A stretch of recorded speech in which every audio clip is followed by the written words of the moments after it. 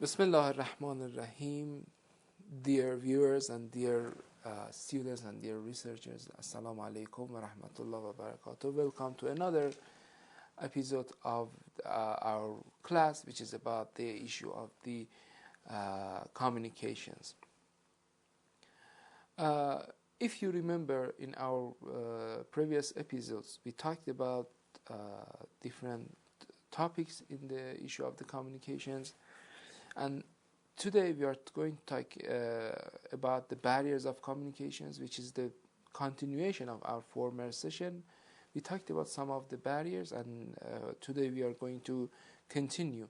If you remember, we said that in the process of interpersonal communication, which is one of the important types of communication that all the people and all the human beings every day are involved with, is the issue of, as a matter of fact, the barriers of communication, that if we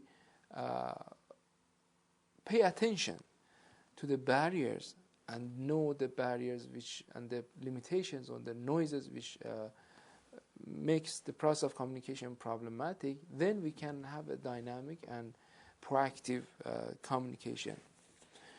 We talked about the language, values, gender, age, economic status, and also educational level, and also physical barriers. Today we will talk about some other barriers, and we'll also cover some of the other points in this regard. One of the barriers which can makes the process of communication in interpersonal communication is the attitude. Attitude, which is actually the involvement of the person's ideology, perceptions, worldview, epistemology, ontology, and all these things. Okay, if you gather together all these points of a person, his belief system, and etc., it will make one attitude in that person. That will be the output. The attitude can be the output of the innate of a person and his way of thinking and his way of perception.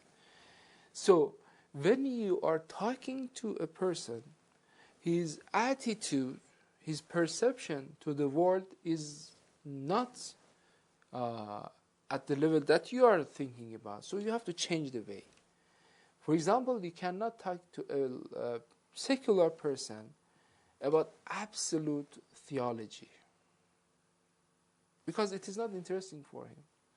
For example, you talk to a person who is not at all interested in philosophy, start talking about, for example, the philosophy of, existence, the philosophy of religion, the philosophy of suffering, the philosophy of salvation, and etc.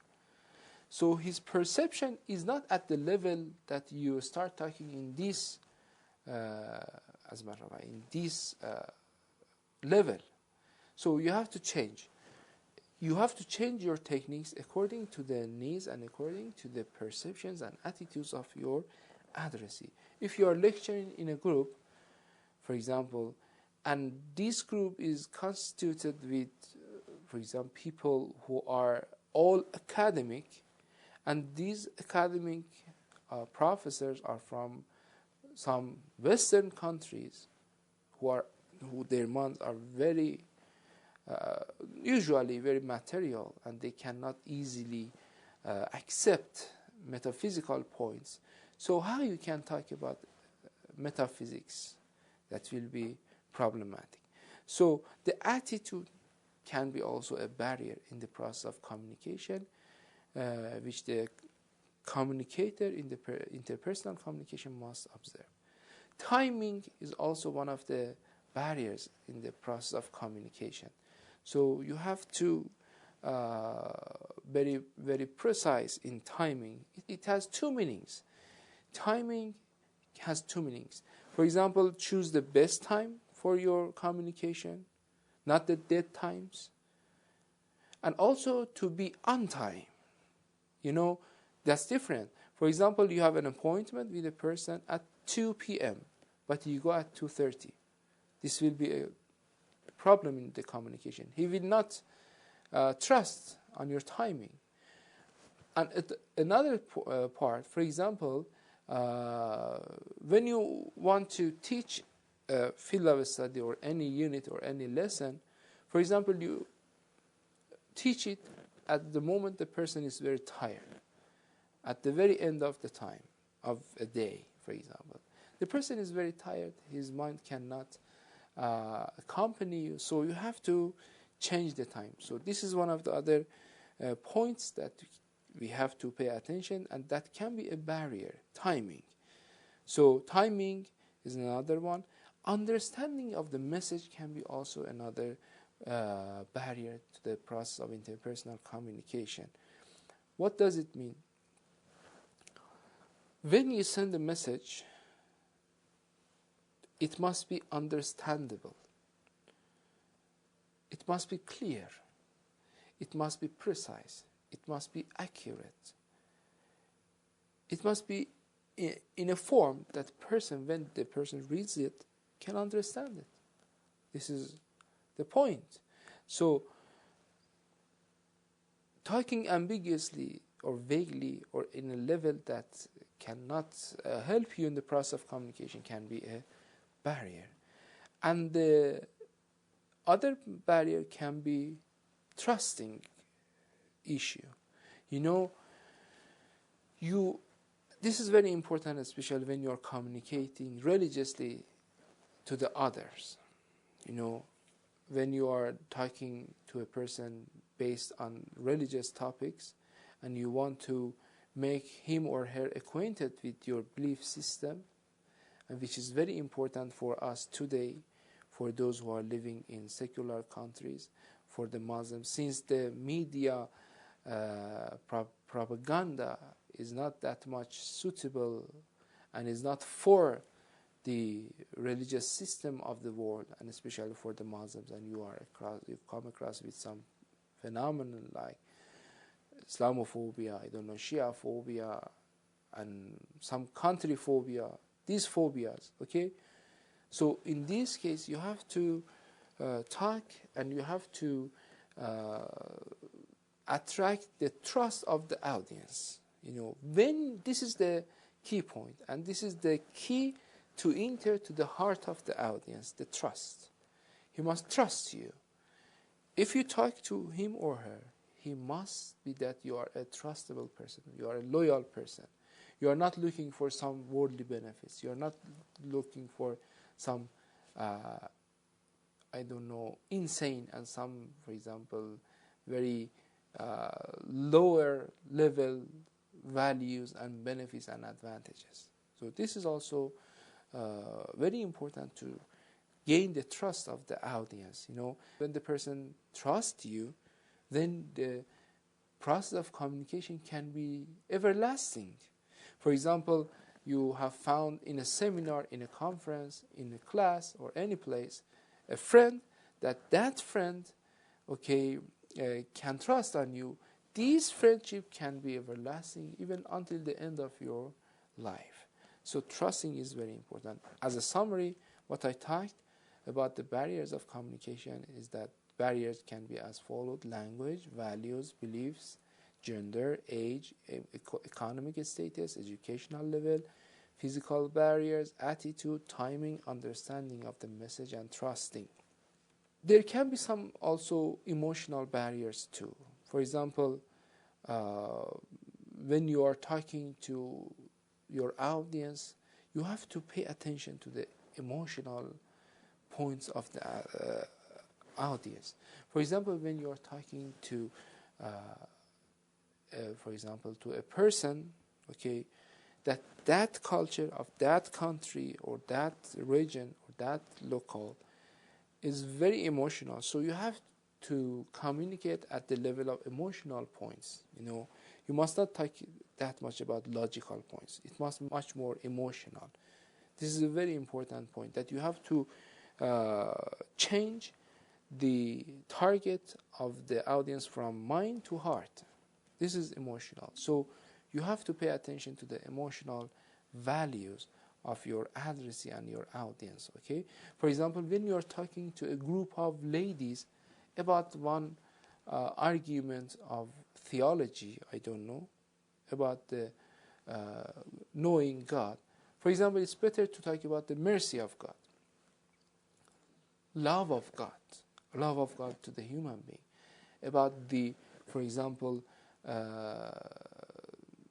advantages that God has bestowed to the creatures.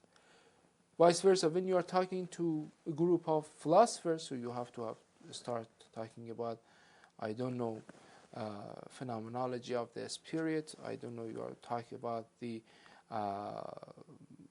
very philosophical arguments about, I don't know, hyponymy, the techniques of the philosophy, the argumentation of the order, and the philosophy of creation, how many days, how many times, and etc. So this is very different.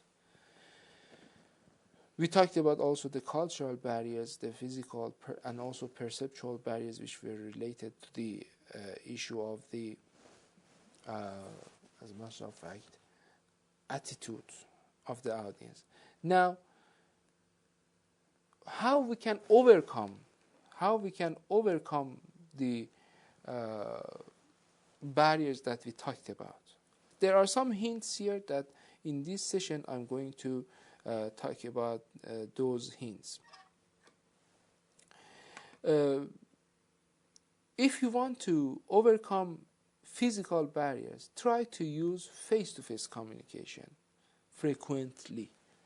So if there are some physical barriers, for example, you are in one part of the city and he's in another part, and you think that, for example, there are some physical barriers, the lack of internet, the lack of, I don't know, cell phone, or, for example, you are living in one country, in one Islamic country, and your friend is in another non-Islamic country, okay, and you want that to have an effective communication and influential. There is a barrier here, this is a physical barrier, so the best form of communication is to face-to-face communication. For perceptual barriers, it is very important that you have to recognize that we have different values and try to recognize where the person is speaking from. That we talked about this point. In barriers, which is in regard with the issue of the emotional barriers, you have to build trust. This is very important. In cultural barriers, you have to recognize differences in meaning, in pacing, volumes, and gestures, pace, and also the touch, and etc. In language barriers, learn more about different cultures, relax in your talking. The best thing is to communicate, to get benefit from CLL method of communication rather to GTM. You know, they are different. In GTM, your communication is based on grammar translation methods. You are looking to his words, to his grammar points, to what if he or she is talking grammatically or not. It mustn't be included in the process of good communication. You have to use the CLL, communicative language, process of learning, and etc. CLL, CLC, communicative language, communication is very important. Communication is important. You convey your message. You talk to your audience at a level that he or she cannot understand. He can understand you. So try to find a place where for example, you can have the better additional stimuli to make away from the exchange of the messages, and also solicit feedback. Feedbacking is very important. This was about the fact and the issue of the barriers of communications that we talked about, and actually it was very important for us to know about the barriers of communication. If we understand what are the things that can block the process of communication, in that case we can remove them, eliminate our negative points, and accentuate our positives. That is very key point. Now we have to start another point, which is or another episode, which is talking about the models of communication. You know, what is important in regard with the models of communication is that which can also help us in the process of communication, is that if we are going to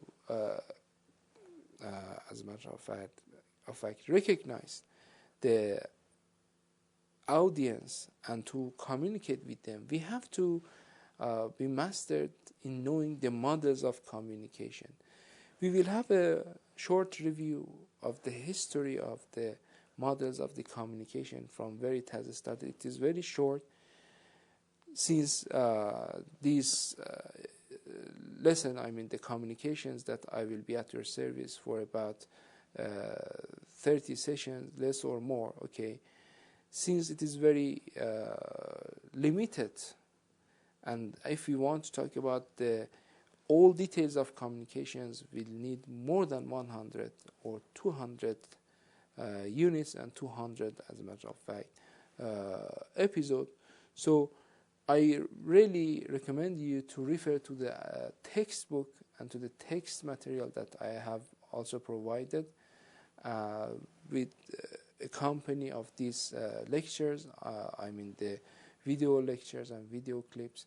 So don't be sufficed to the lectures that I'm talking about, so have some also researches and reviews about the points that I'm talking about. So if I talked about, for example, the barriers of communication, I request you to go to have a search on other types of the barriers of communication. If I talked about the, for example, different types of communication, so there are hundreds types of communication which are very scientific, and it is very prescribable to go and have a review about the, as a matter of fact, other types of communication and the books and the media studies and etc. It is very important in the process of communication. Now, what are we going to talk about is about the issue of the models. Why models are important in the issue of the communications, or any type or anything or any field of study? You know, models are the good and the best forms that you can visualize the abstract things. For example, when you want to visualize the certain features, for example, an abstract point, the best form is what? Modeling. Give some models for the communications or for models of theories. In the process of communication, what was the first model? I mean, in the history, who had gave a model of communication? This is a very important question. The first person who had a model for communication, which was very simple, was the, as a matter of fact, model of Aristotle. Aristotle has the model that's just a speaker, speech, and audience. This is the model of Aristotle. This is very simple, but it is based on some very technical points. Aristotle, as a matter of fact, who was the first person developed the modeling of communications, says that each communication is constituted of 3 points: ethos, pathos, and logos. Ethos is much more related to the good character, good sense, good will, and to moral facts. The pathos refers to emotions, to kinds of the audience, and etc. The logos refers to, for example, the rhetorical inductions to, for example, rhetorical syllogism or deduction or other topics. So he says that ethos, who is owning good characters and good senses, is the speaker. Pathos, who has emotions and can be kinds of audience, is the auditor or the receiver of the message of the ethos. And what is communicated here is the logos or the message. So speaker, auditor, and the message, or in other words, as a matter of fact, the speaker, speech, and the audience. What Aristotle talks about is much more, in the issue of the theological points in the, for example, faith system and etc. However, according to the professors and the scholars of the communications, they say that this model of Aristotle model, who talks about the pathos, ethos, and logos, is the first type of communication which considers that the ethics and the morals and also the kinds of the audience and the kind of the message is very important. So the first model was built by Aristotle, that inshallah in upcoming sessions we will talk more and in detail about other models of communication, and I refer you to the textbook that I provided along with these discussions about the issue of the communications and the models of communications. Until next program and until another session, wassalamu alaikum wa rahmatullah wa barakatuh.